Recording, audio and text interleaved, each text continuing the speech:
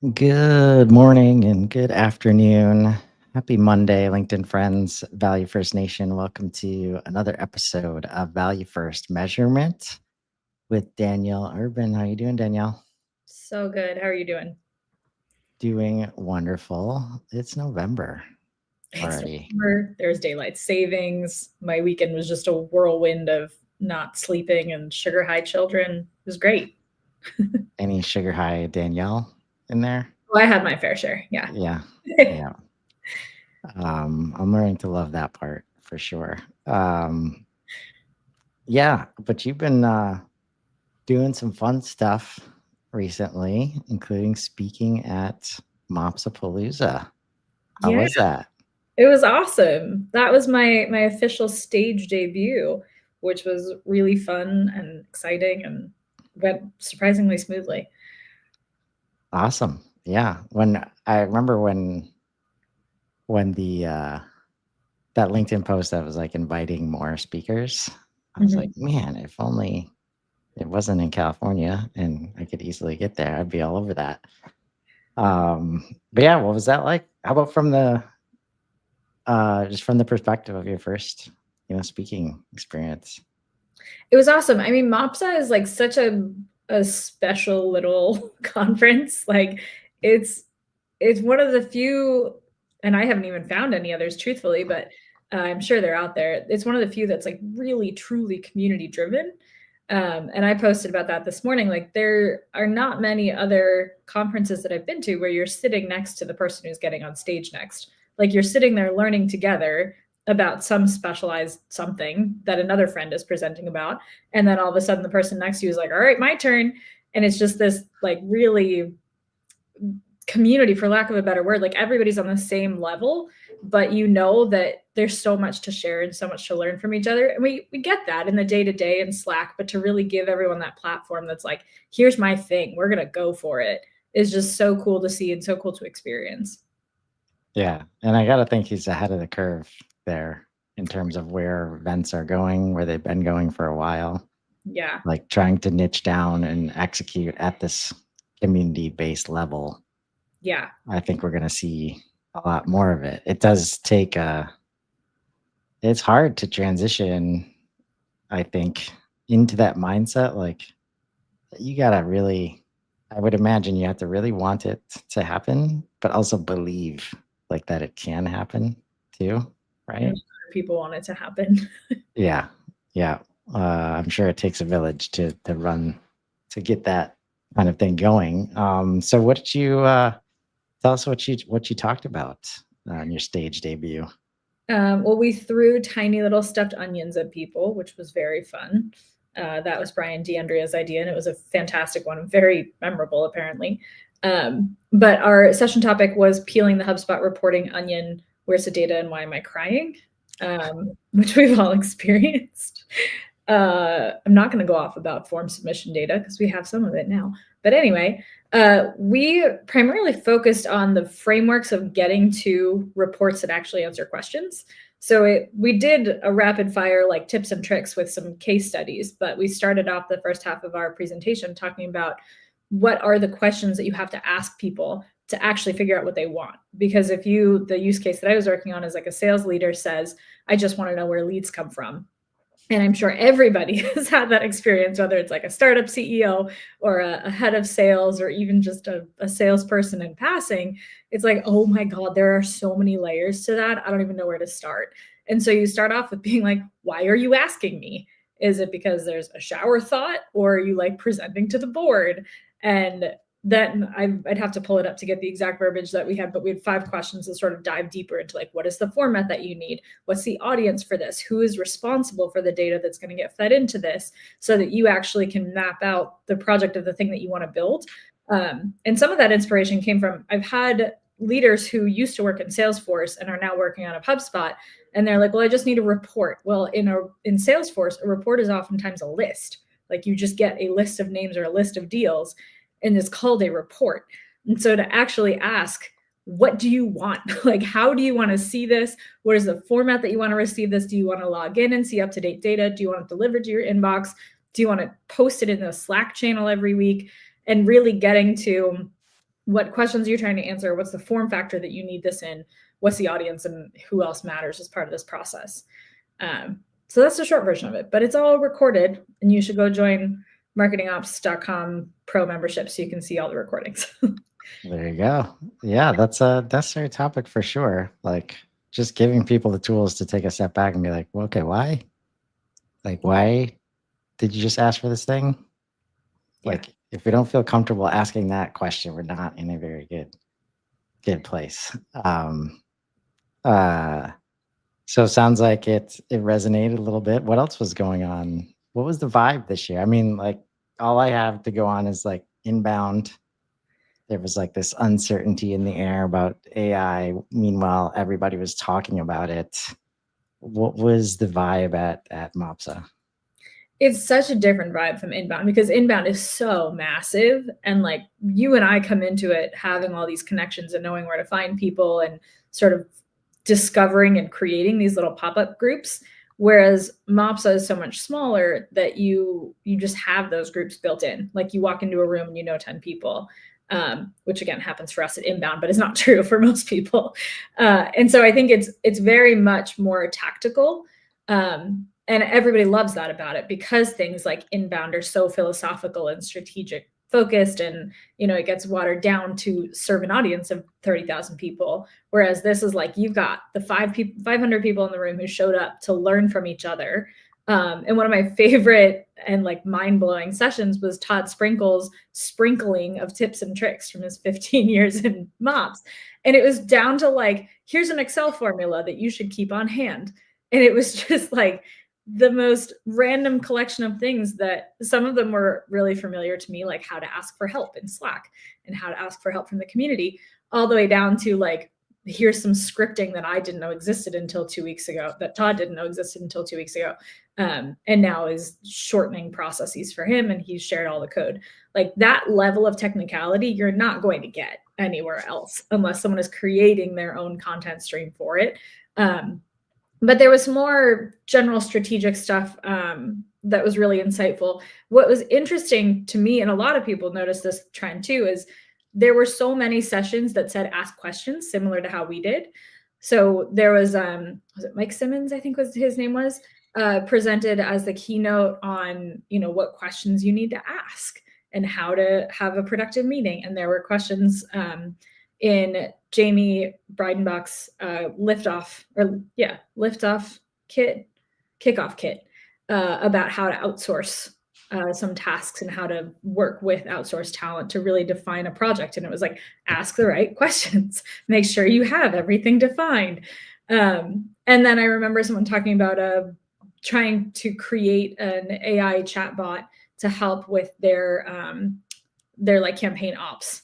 So the intake of information that their marketing ops needs to action off of, they were going to create a conversation bot instead of just having like a super long Google form type deal to simplify things. So there was really this common theme of like, ask questions, ask the right questions, get the right answers. Here's how to be transparent about it. Here's how to make it easier for people to do.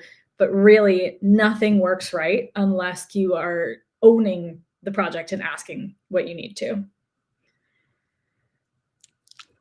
Yeah, makes sense. Hearing ask better questions all over the place right now. Yeah. Even like designing AI, like agents and assistants to ask you questions. Yes. It to ask better questions, Love right? doing that. So you can flesh out. I'm enjoying that. And a lot of the things that I'm setting up right now is just the effort, the getting myself to document some things that maybe have not been in my head. And I think that's probably where, especially if it's a leader asking an individual contributor, like, can you give me this thing? Mm-hmm. It's like in most cases, they won't mind you asking them to think it through a little bit more, and they'll understand the value of doing that. Right. It kind of shows you care a little bit more. It shows you're willing to like own the success of the thing and not just be. I know most of the people I interact with do not really want order takers, even when they say that they do. Yes. Because it's just we know at the end of the day that's not going to move the initiative forward, whatever that initiative happens to be Right. at the moment. Okay, so major theme, asking better questions. Yeah. And obviously there was a lot of talk about AI, but it was very practical applications of AI.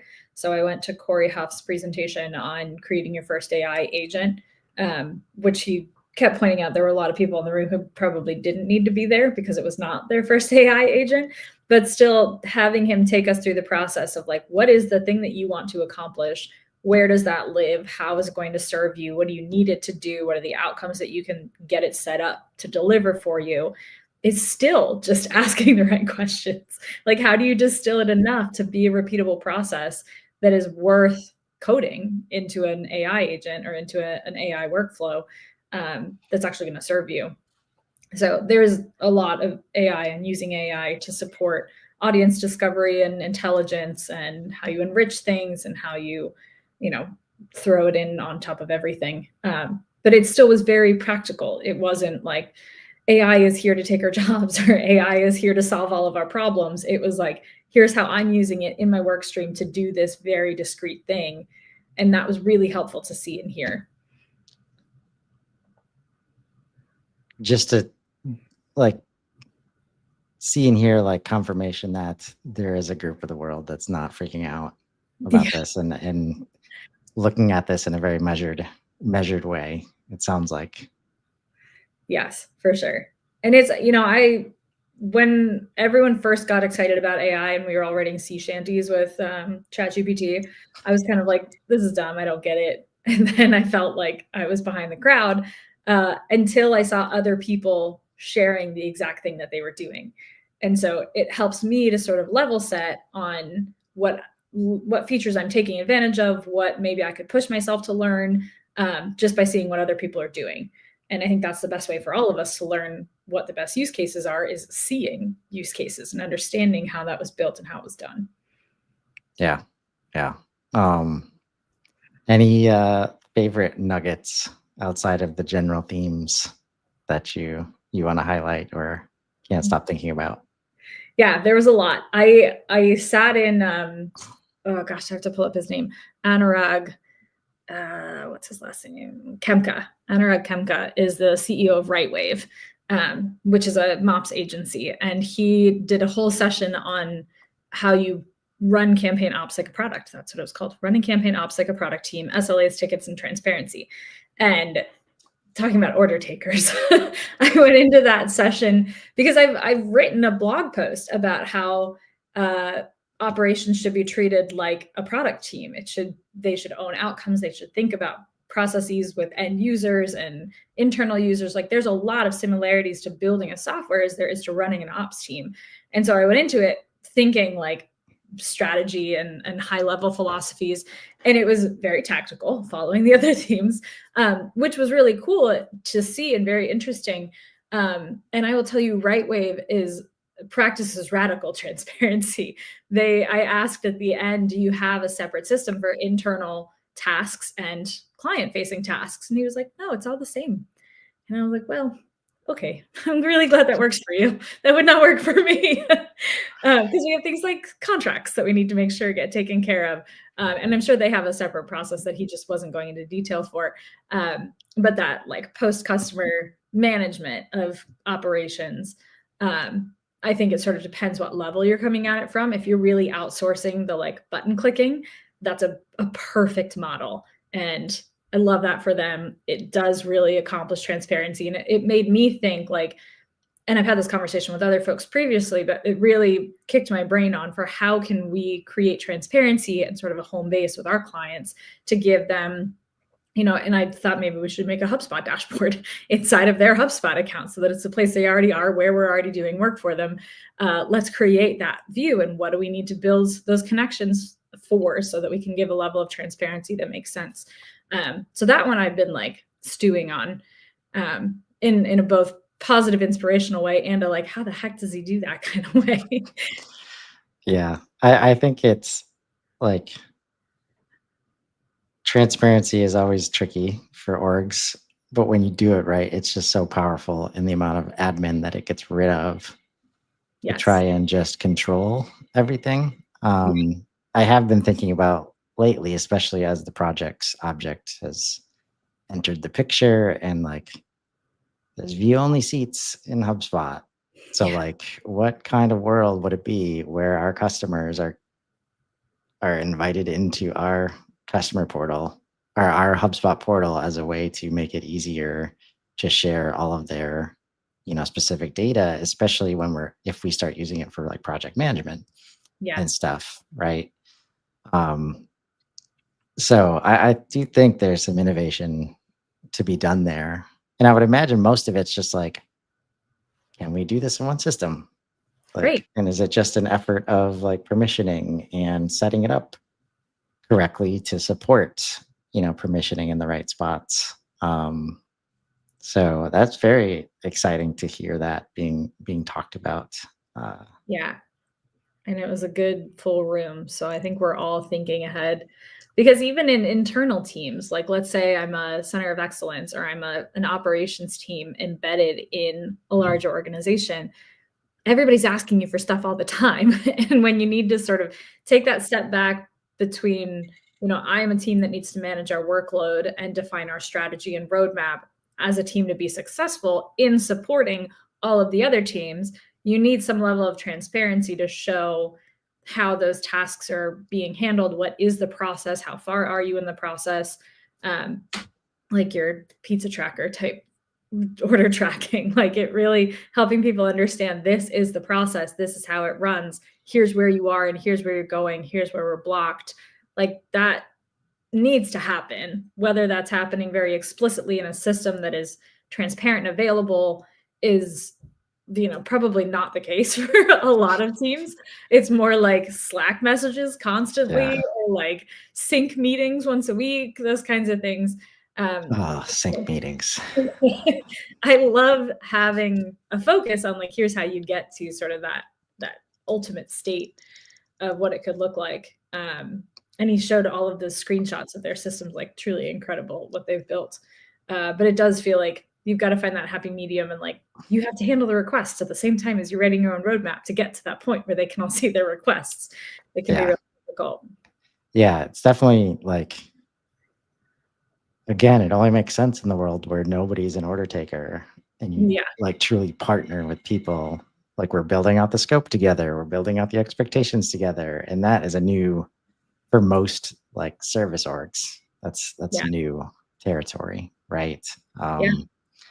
And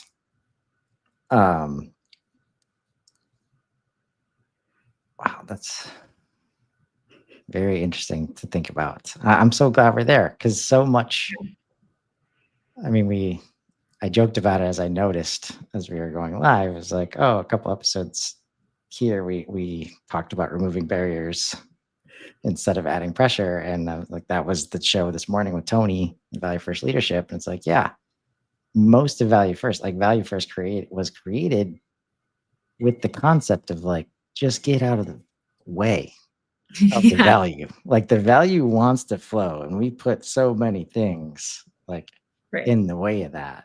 It's like, oh, we've got this customer information that they probably want. Like it's right here in HubSpot, but or wherever, and we can't share it with them unless we gotta like curate it or Right. like transform it in some way. So then we gotta build out whole separate portals, Mhm. and it's just a lot of stuff. Like you end up not being transparent unless you're having live calls like all the time, which you actually are required to do because that's how you communicate. Right. Right. And I love unlocking that when it comes to HubSpot because HubSpot is far and away the best tool out there as far as visibility and communication of data. Mhm. Right. And if we can open that up, and it's like, just a mindset shift, you start to build out processes and systems completely differently. Like, which is always like, you probably know, like, it's always rubbed me the wrong way. As far as like, are we trying to build a system of control or a system of enablement? Like, Yeah. they're built completely differently. We say we want to enable the rest of the organization, and then we just like, banhammer with, governance and all these things that don't make sense to anybody else but us. Right. And guess what? The systems like don't get used. Right. So how about like um, this SEO versus AEO and how to capture and measure like data in new ways, like based on uh, the old ways not working anymore? Any of that conversation? Kind of. I mean, because a lot of these were tactically focused on like how to do this, it's how to do it today, but without saying today. Like we all go to this because we want to figure out what people who are doing something different and newer are doing. Um, and then trying to apply that to what we're doing so that we're all sort of pulling each other forward. I'm about halfway through a session that was, what's the title of it? As if you know your ICP, which was clueless themed. But right before I started my meetings today, I got to the point where they were talking about not making your ICP a static laminated PDF. Like, how can you use AI tools to keep that as a living target, like your total addressable market and what you're looking for and what you're landing within that? How do you structure a suite of tools so that your ICP can be constantly up to date with the deals that you're closing? Because if you're closing deals, they're probably in your target market. And so how do you sort of use what you want it to be and what reality is to get to a document that is accurate for what your ICP is? And just share that with everybody. Talk about transparency, like make sure that everybody has access to that, knows how it's structured, knows how it's updated. And so I'll report back. But Brittany Young and Ellie Carey did a great job staying in character and making that really interesting. And I can't wait to watch the last 12 minutes. Oh, that's awesome. Yeah. And I do think, like, on that note, Nico's been chomping at the bit to tell more people about his ACP that he's been calling it, like actual customer profile. Yeah. And I know he's onto something there. And it's interesting because, again, it's another mindset shift where AI can help you access data in the right way, but also in the way of scale that we've never had access to. Like, and last week on a couple of the Monday shows, I highlighted this new tool called Listening Mind, where it's literally like taking the keyword analysis and this trying to understand search behavior from the whole story. Like, when are they doing it in their process? Which words are they using as they move through the process? And it was really helpful to see that that's just happening, right? Because we see things in HubSpot like Pathfinder and Journey Analytics and right, which we know on a business level, like that stuff only works if you have data like there that's telling the whole story. And we've talked about that before. But now that you have this scale available to us where you can actually understand the whole story because AI is looking everywhere, it's really fun to think about how we can turn things that maybe have not been done so well, like buyer intent data, where you don't have the whole story, so you can only assume, like, you're either using it to assume I need to reach out to them, or you're like, oh, it's nice to have, like, I don't know what to do with it, right? Now we can get much more, because a big part of the value path is understanding the difference between audience researcher and hand raiser, right? And the difference between, again, shouldn't be any surprise, like the difference between lead and MQL, SQL, somewhere in there. I don't know. Depends on your organization, how you define it. Yeah. But intent, like, is the 100% the differentiating moment. And when you can understand when that happens, it becomes really powerful to help support the story so that they do raise their hand, right? And it was good to see that at scale last week. And I think as we think about what else we want to do on the series, it is. I mean, all of the value first shows are experience a moment of like, okay, sounds like the pain is great enough. Like people are understanding that there's a problem on our hands.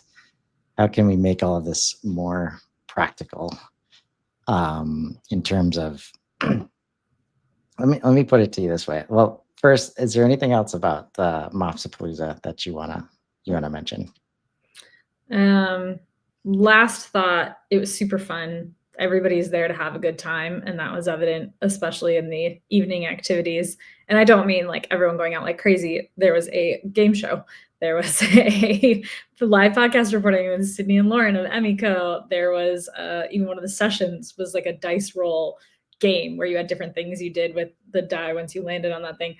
Just a really fun vibe overall. Everyone's there to get to know each other, network, and learn from each other. And it was awesome to see that come through. The other thing that marketing ops has always done really well is their no bullshit demos. And they had 3 on stage, and it was like a competition where they each won some superlative coming out of that. And there were some impressive tools. I mean, most of them were out of the budgets of most of my clients, but hopefully maybe more on this soon. I'll have the opportunity to work inside of one of them and sort of see how it uses AI to help consolidate some other tools and really get ROI and from signals, from understanding the buyer stream Yes. to the level that we actually cannot avoid signals, people. Like, yeah, oh man, it's so good to think about too, because it's right. Like, it's like the difference between signal and scoring, like, is just so massive. Where if you can start from the place of the signal, yeah, just trust is easier to get to. And that was one thing I highlighted last week. I was happy to finally like click on something new and find out that I couldn't use it for free, and it was $600 a month. So yeah, it was like, okay, there's real value happening. yeah, Like, okay, this world of where they can see everything and use all, yeah, not free. Like, yeah, good, right? That means it's not just anybody and their brother that can spin this up and do this. And so I can imagine that, there's some tools out there, some other tools out there like that. Yeah, it's so cool to hear about. Like, we just gotta cut through the bullshit, right? Like, how long have they been doing that? You know? the no bullshit demos. Yeah. Years. I remember seeing them Right. a long time ago. They're all up on YouTube, but seeing it on stage was cool too because Mike Rizzo was kind of pushing back and challenging, and it's good to see that. Right. Yeah.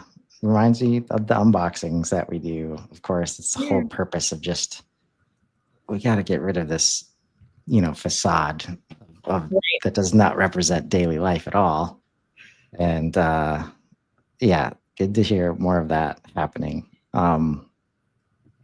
But it sounds like you had an awesome time. Yeah. I hope they can find a new format or new home for it because I know they were saying this was the last, but I don't think any of us will let it go. So we'll rally and figure something else out. Oh, we'll put together a Ready Player One version for next year. Perfect. At the very least. Okay, so I'll ask for a little help here then. I've been doing this Lead Scoring Monday series with Riley and Casey. Mhm. Coming up in about 20 minutes. And so Riley is a practitioner of, he helps people do scoring. He's been doing that for a long time, right? So Mhm. a lot of what we talk about is practical bridge between what I'm suggesting. I'm like, get rid of the word lead everywhere. Yeah. And like, he's like, okay, Chris, what does that actually look like in HubSpot? So if I told you we're going to implement a system and there's not going to be leads, there's not going to be MQLs, and there's not going to be SQLs, there's not going to be lead statuses. Like, what is the first question or a couple of questions that pop up for you? I feel like I'm so split. There's like the structure that we all know and love, and it's so easy to work within the structure and sort of tweak little things along the way. And then there's the other side of it where it's like, just wipe it all out. And what would you call that? And how do you structure your teams differently? Because I think about it as like in market, the way that I describe leads in HubSpot to people is like in a buying cycle. And so if you were to just not call them leads and think about it not as leads that need to have something done to them, but rather people who are in market, humans who are in a buying cycle, regardless of what it's called, then how do you structure your organization to support that and sort of handhold in a way that's actually useful in building relationships along the way? Because I think you have to blow the whole thing up and start over. But I want to see it. Like, let's do it. All right. Well, we're in process. One thing we discovered last week is lead scoring tools in HubSpot. You can now select social interaction for scoring.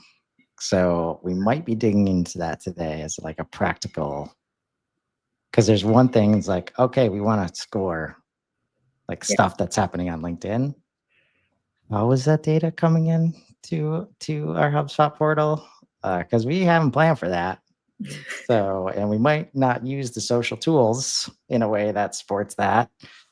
So I think that's a good question, is how we, like, who's doing this stuff? Like who's changing their daily work to support this stuff getting done? And that's where, as you talk about restructuring, I'm challenged by marketing ops, sales ops, rev ops, right? And I'm curious if there's any conversations, I'm already back to the MOps-Apalooza, about, is it just like accepted that it's, I mean, how do people look at that as far as knowing that we have silos, but then kind of embracing that silo? I don't know. Yeah, I think I don't have an answer coming out of MOps-Apalooza. There might have been sessions that I didn't go to that were more about structure. A lot of it was like, you are an ops professional. Here are things that you should learn to do your job better, or how you should structure things to do your job better. And that's perfect. Like they nailed the audience with the content. But I think there are conversations to be had around, how do you structure a team to accomplish all the tasks that need to be done? Because I would argue sales op is figuring out things like commission splits and who owns what, and making sure that everything's up to date and ensuring that the systems are flowing from, quote to cash. And then you have the marketing ops, which is like, we're tracking all of the things, we're assigning value, we're figuring out what that handoff process looks like, handoff process that we want to blow up and eliminate forever, between like a marketing engagement to a salesperson following up. And so there's this, like, the team that is running the ideas and having the conversations on the front lines. And then there's the team that's supporting the work that they get done. And so if we're eliminating the sort of stepwise functions of that, how do we make sure that the tasks that still need to get done are getting done? Or do you just blow it all up and give up, which is like my tagline on this series. Like, forget it, especially with attribution, just give up now. But think of it like marketing is still trying to figure out which channels are working. How do we spend the money to best do it? Are we tracking enough to make sure that it's coming in? But even if you think about it in a value first sort of signals driven context, do you have the infrastructure to capture those signals and follow up accordingly? And that's still kind of an early buying stage conversation, unless your entire website is just like a conversation bot. Like, you still need to figure out, how are you seeing that? How are you engaging on LinkedIn? How are you making sure that that relationship is owned by someone, that someone from your company will show up and have the answers when the time is right? And that function still needs to happen. Like, someone needs to own that tech stack and make it work. And so is that marketing ops? Is that rev ops? Is that sales ops? Is it all just ops now? Like, I don't know. I like that last one. Yeah. I don't know. No, not that one. Is it all just ops? Yeah. I think that's right. Yeah. I think next year we'll be in a place where it's as easy as like, yep, like, tell me why it shouldn't be. And man, what a world it's going to be if we can get the customer team, ops team, and finance, like I think a lot of orgs could go there.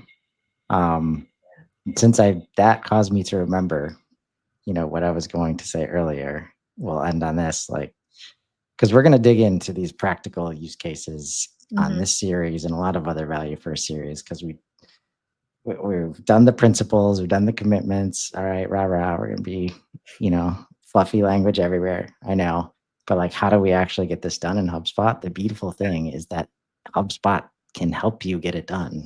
Like, I wouldn't be as confident in this framework if I didn't think and know that HubSpot couldn't do it or like wasn't clear. You just gotta put the pieces together. And that first topic, one of those first topics that you open with, of treating ops like it's a product. Yeah. Right.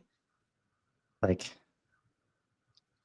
everything that you think of as a product, like if you can turn the experience provided, you can understand that is the product, right? Whether it's external customers or internal customers, then you treat everything like it's product development, product improvement, product management, because the experience that you're providing to everyone around you, and now AI too, right? Like it starts to make way more sense, right? And so I'm excited to continue this journey with you and appreciate the recap of MOPS-Apalooza this week. Good to see you being recognized for your expertise in the space. And I'm sure that's the first of many to come. Hopefully. Available, call me. Yeah, exactly. So until next week, we'll be back for another edition of Value First Measurement with Danielle Urban. Everybody have a great week. Thanks so much, Danielle. Bye.